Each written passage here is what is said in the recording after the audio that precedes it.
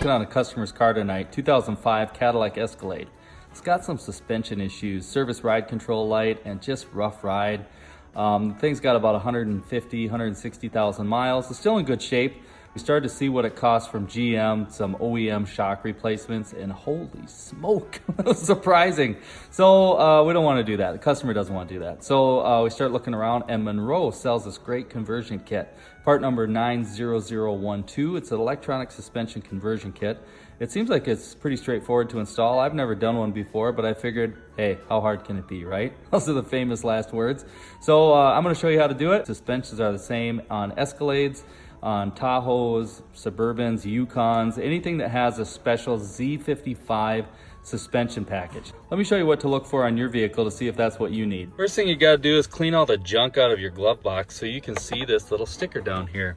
Now this sticker has all the codes that are included when they built your vehicle, and they're all in alphabetical order. So if you get all the way down to the end, we're into the Z's, and right there is Z55. So if yours has Z55, that means you have the Z55 suspension package, which is electronic suspension, and that means this kit fits your vehicle. You order this kit, it's gonna come in a nice box. It's not too big. It says Monroe 90012. Got it laying out on this tabletop here. It's gonna come with two of these. These are the rear shocks. They're an air over hydraulic. This is where the airline plugs in right there. These are the front shocks. Just a nice gas charged shock. I do like Monroe products. They usually ride really well. And then you're going to get these wonderful instructions. So get out your magnifying glasses, and they're in different languages, so find the one that fits your needs. I usually read English the best, so I chose this one. Pretty straightforward. It's on two sides. Then you get this secondary box. This is the one that gives most people a heart attack, because this is wiring. And wiring can be daunting. It can be very scary for people. And again, wonderful detailed instructions right here. You get, these are the resistors. You got to wire these into the factory plugs, because yours is electronic suspension. If you don't wire in those resistors, then you're going to have service ride control lights on the dash. You wire these in and everything should work perfect, and they won't even know what hit them. The other thing I ended up ordering with my kit was a new air compressor, because on this vehicle the air compressor also had failed, and I'll show you that in a minute. It was pretty obvious that it was junk. Dorman makes a nice replacement compressor, and that's the part number 949000. It is supposed to be plug and play. Before you order this kit, I would check to see, this is the coil spring in the back. There's this little cover that's held on with two bolts that you pull off, and then you have good access here. Anyways, some of these conversion kits include coil springs.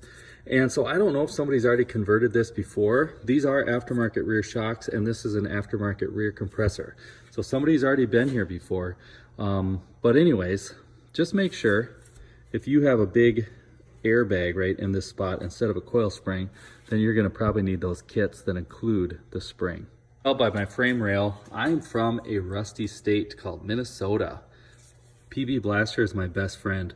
So before you start this job, make sure to squirt some PB Blaster on the bolts that you're going to be loosening. So you have a top bolt, and then there's a nut that you can kind of feel up here. So I'm going to just put a squirt back there, and hopefully it hits where I want. And then you got a bolt here with a nut there. So get those nice and lubricated. You're going to really thank yourself. This air compressor is held in with only 3 bolts. 2 are visible, and then 1 is when you can reach in a hole in the frame. So again, super exciting. Thing I'd like to mention is this axle droops farther than these particular shocks. Again, these are aftermarket, but the axle droops farther than these shocks do. So I put a jack under the center of the axle to hold it up just a bit. These bolts are 21 millimeter, and the rear nut is easiest to reach with a deep socket. That's how I got it off. And then down here, 21 millimeter and a nut. So soaked them in PB, they came off easy. This is the airline. It's got a retainer clip that you just kind of pull up like that, and then it comes off, no problem. And then of course, this is the plug-in, and you just lift this tab a little bit, and then that comes off. Got this compressor just about ready to come out. I want to show you something. It's rare when you look at a vehicle engineer and you're impressed. Look at this. You do not need to completely remove the nuts that hold this unit on. You just need to loosen them. So there's one in the back, you can see. It comes from behind the frame. You can see my finger in there. And the other two are right here in front of the frame. Just loosen them, and this whole thing slides out as a unit.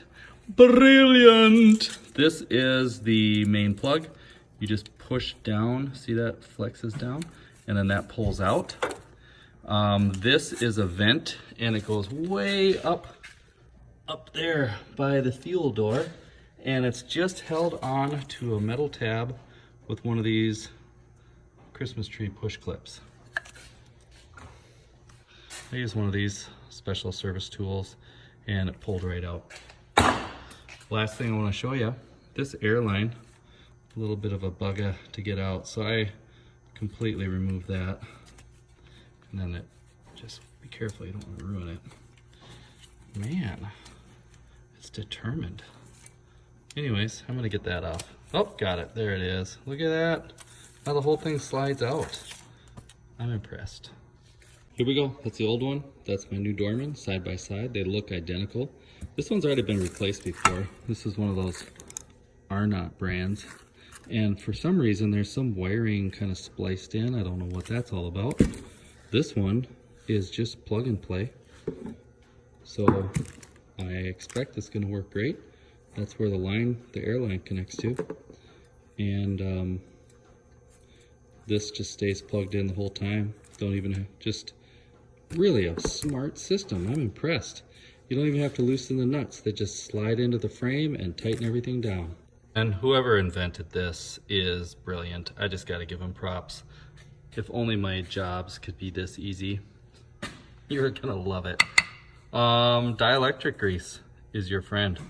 Put that on these electrical connections, because especially where I live in Minnesota, ooh, it just gets so full of junk. Okay, I've moved to the front now, and just a quick setup. I pulled this whole shield out of there. Gives you a lot more room. Now to get the shield out, you got these push clips like this, and they pull out about that far, and then the clip is removable. And then one thing that's kind of nice, I have this special service tool. You can buy these online. They're like a pincher, and they're made to grab these clips like this, and then they just pull right out. So if you don't have one of these and you're gonna do this job, order one on Amazon, you'll love it. We pull the top nut off the shock, like a 15 millimeter roughly, and then the bottom bolt is the same as the back. Last thing, this clip. It's a little bit of a hassle to figure out how to get it off. It's like threaded, and it just pushes down, and there's our little release tab here. You just kind of wobble it, get it off. Last thing I'm going to show you is this wiring part of the kit, which is probably the most daunting part to the kit, so we'll get to that in a minute. The thing I noticed when I'm putting this shock back in is the replacement shock is slightly shorter than the original equipment shock, and so I got to use a jack to just get this bolt hole to line up. When you open up these wiring packets, this is what it looks like. You've got an instruction sheet that you have to read about 7 times to understand what they're talking about, and then some kind of grainy pictures. So it's really not as difficult as it seems. Then you've got this as a big heat shrink tube, so you can utilize a cigarette lighter. I use a heat gun, even a hair dryer probably works. This is the resistor that we're going to wire in series. These are some crimp connectors, and they have dielectric grease in them. But I'll tell you what, I'm in Minnesota. We have a lot of salt and snow, and it just corrosion would come up in there so fast, you'd really be hating yourself. I bought these online, found them like on anywhere, Amazon. These are heat shrink connectors. They're color coded based on the wire diameter. The wire slides right in here. This is a little piece of solder basically that melts. This whole thing melts with a heat gun, and they work really slick. So I use these, and then I still use this heat shrink tape when I'm done. And then what they tell you to do is when you're cutting the wires to stagger them so that this, you're not going to be fighting yourself. what we did was we rolled this to the back side here. So then we have a connection on either side, and then this sits right in the middle of the wires. And I was pretty happy with that. There's different ways to do it, so whatever way you like, but I thought that was okay. I'm gonna get this all in and show you what it looks like when I'm done. This is set up, and then I'm gonna heat this with my heat gun, put this line in, and I'll show you what that looks like. All right, so I got these ready to rock. This is how I'm doing it. And like I said, we just made these little pigtails. I've got a nice heat gun. I got this from Cornwall Tools, and it's a 2-step heat gun. Watch, we turn this on, and you just kind of heat it, and you can see this is just gonna shrink itself right down. Don't get it too hot. This stuff can get really hot and start actually melting wires, so just keep that in mind. But anyways, that's kind of how that goes. And then I'm gonna shrink the heat tape on at the end. Okay, so I got this in. I looped the bottom wires, just kind of pointed them upwards so they'll stay out of the way. And then we're gonna shrink this on. Like I said, this comes with the kit. And you watch, it just shrinks itself right down. Look at that. Almost like you know what you're doing. You could feel like a professional if you use stuff like this on a regular basis.